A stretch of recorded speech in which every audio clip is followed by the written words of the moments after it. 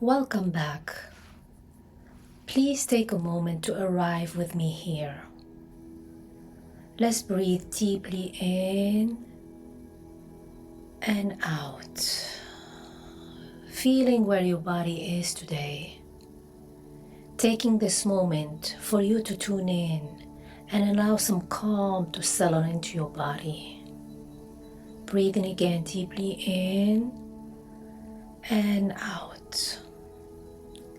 Now let's set an intention for today's lesson. An intention to deepen your understanding of the face as a map for survival for neurodeficit. Looking at it from the perspective of the right brain overload I'm presenting to you today. So let's dive in today's episode 2 in our series, Right Brain Overload.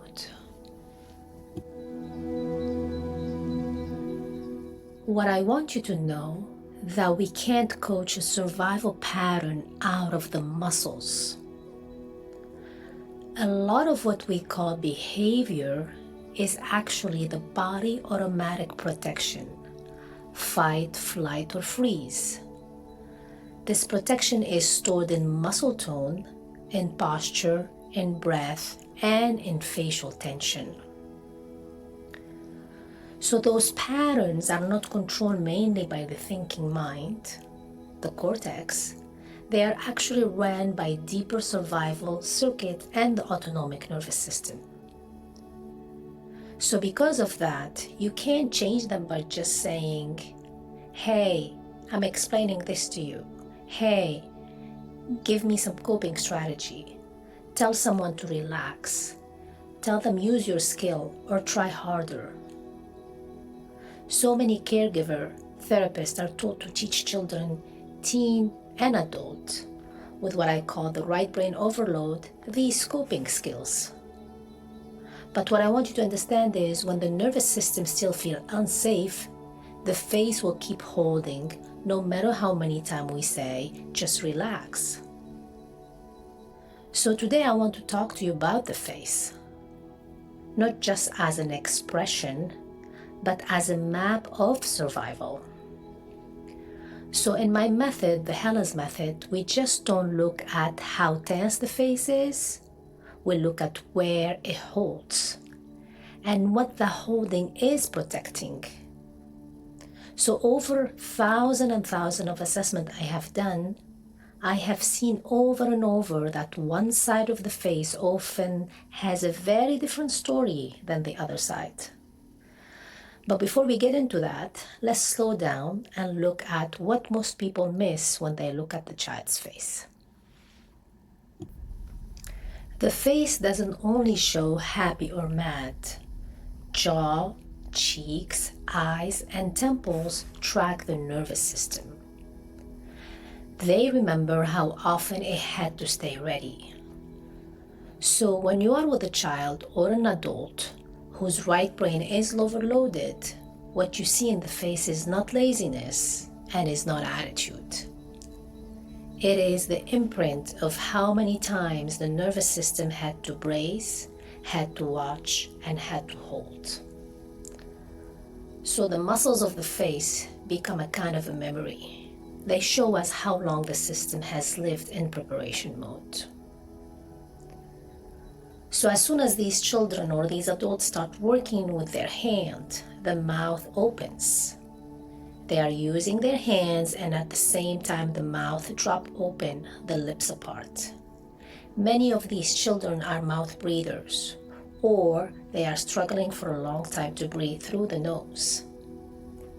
Sometimes this linked to primitive pattern like the pumpkin palmamento reflex, hand activation connected to mouth activation, but that reflex alone is not the whole story. When I start working on the face, on the facial nerves, and on the fascia around the jaw, what I find is an intense, organized structure in the tissues. Years of mouth breathing, airway compensation, and survival tension layered together. Now let's talk about the eyes. Eyes you can't see through. I call it frozen. Not soft, and curious, just frozen. It's like there is a wall behind the eyes. These kids look at you, but there is no real gaze, no life, no reciprocity. They have to withdraw quickly. This is so typical in many autistic, dyslexic, and high anxious kids. Children whose nervous system carry a lot of fight, flight, or freeze responses deeply anchored in the body. And here's the problem. When you ask these children to do tracking exercises or work with their eyes, many of them simply cannot sustain visual attention, and they start compensating. They look away, or they start using other muscle groups, the neck, the head, even the whole upper body, to try to do what the eyes alone don't feel safe or organized enough to do. So again, it isn't about willpower or effort. It's a nervous system in protection, showing up through the eyes. So when you're working with some of the reflexes, like the TNR or basic eye tracking pattern, that can help. It has a place. But if you have eyes that are in withdrawal, eyes that are frozen, and you go straight into reflex drills and tracking exercises, you can actually push the system to work against itself. You are asking the reflexor to do something the nervous system does not yet feel safe to do. And in that state, you are not integrating, you are overriding. And when we override a deeply protective pattern, especially in children who are already living in fight, flight, or freeze, we create more stress. We create more fragmentation and more shutdown instead of real regulation. So before reflex work, before eye drills, we have to ask, does this nervous system feel safe enough to stay here with me? If the eyes are frozen or withdrawing, the first step isn't more exercises. The first step is safety. So now when you hear all of this, you might ask, then what do I do? And these are many years of working with children. I'll tell you, safety and co-regulation are your doorway. Before reflex work, before eye exercises, before asking for skills, you start with your own regulated presence, the child feeling your nervous system saying, you don't have to hold this alone. Then touch, rhythm, and pacing that tells the body you are safe enough right now. And from there, the jaw begins to soften, the eye can stay a little longer, and only then does deeper work, including reflex integration or visual work, become truly supportive instead of overwhelming. So if you are seeing a tight jaw, a frozen gaze, if you are seeing a face that never really rests, start by trusting that the body is telling you something important.